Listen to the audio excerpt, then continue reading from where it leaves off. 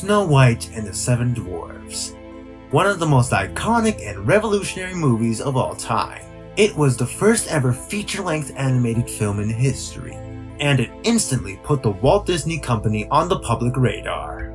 With its dazzling animation techniques and colorful cast of characters, it was truly a marvel to witness.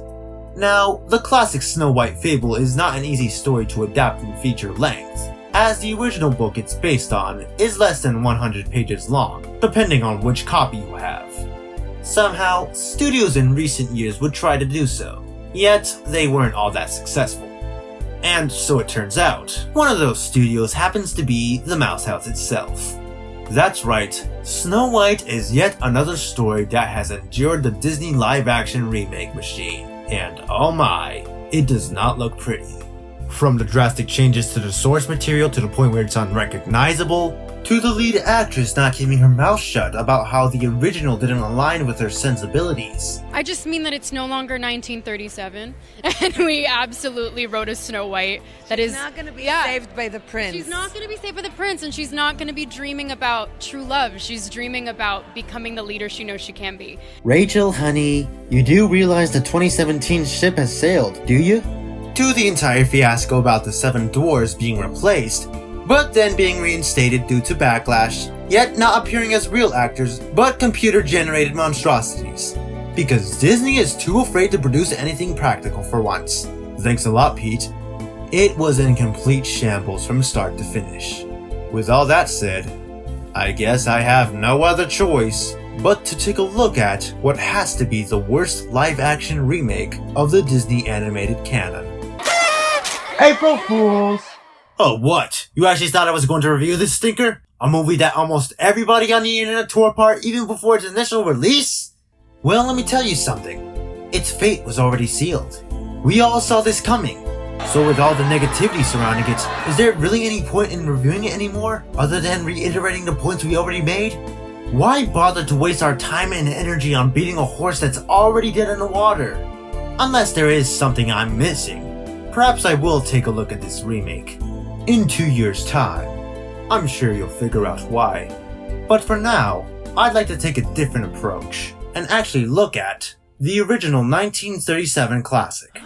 Surprised? You should be. Because even in all of its greatness, The old school Snow White is as old school as it gets.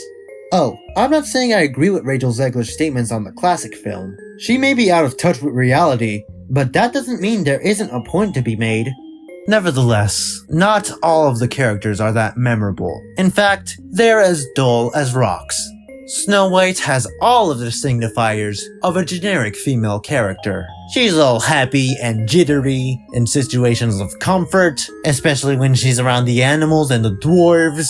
She's also very dreamy and nothing else. But of course, who doesn't have dreams of being all that? And of course, she's easily frightened, and by a couple of branches that turned into arms for a moment. Seriously? But really, compare her to other Disney princesses, who have a little bit more spunk and personality.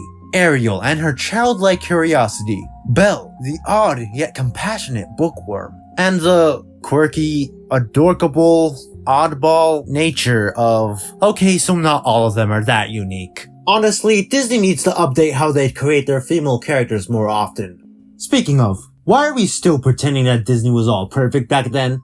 I mean, the man who started it participated in the McCarthy trials and outed his own animators. I even heard a rumor that he locked 7 of them in his vault. Anyway, where was I? Oh yeah, the prince only had a few lines at the beginning and remains absent until the very end of the movie. So we don't get to know much about him, other than he's oh so charming. But of course, the real stars of the film are the evil queen and the dwarves themselves. Well, more so the dwarves than the queen. Let me explain. The queen is truly a demanding force to behold. Every scene she's in could send a chill down someone's spine. She's wicked, jealous, crazy. She's the perfect example of what a villain should be. Too bad she's in the movie for at least 10 minutes, or less.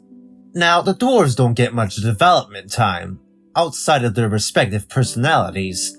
Aside from Grumpy, who does grow a heart for Miss White as the film progresses. It's really what they do with these quirks that make the film worth watching the first time. However, would a story about a princess sleeping with 7 old men really fly in today's society? Also, remember how I said that the story would prove to be hard to adapt at feature length? Well, it so turns out, Disney decided to pad out the runtime by having the animation take center stage. And while it does look beautifully handcrafted and technically innovative for its time, it also makes the movie move at a really sluggish pace.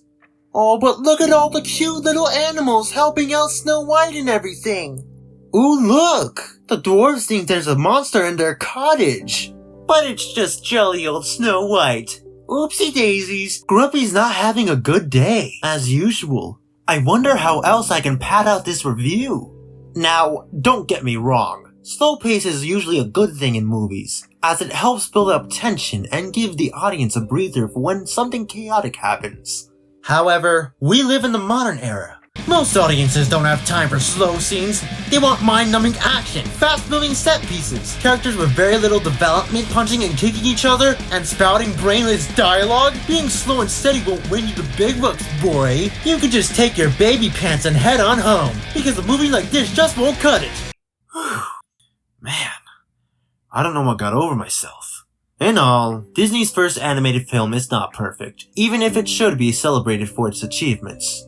Then again, the Snow White fable is not an easy story to adapt, and Disney and his crew of animators did what they can to bring it to life, and from the looks of it, no other adaptation can live up to this, Once Upon a Time.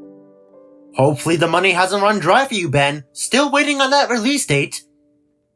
And that is my review on Snow White. I apologize if it's a little disorganized, but of course, I did not want to miss out on this occasion. Thanks for watching, and remember, out of all the nastiest things said on the internet, my opinion matters most. Bye-bye.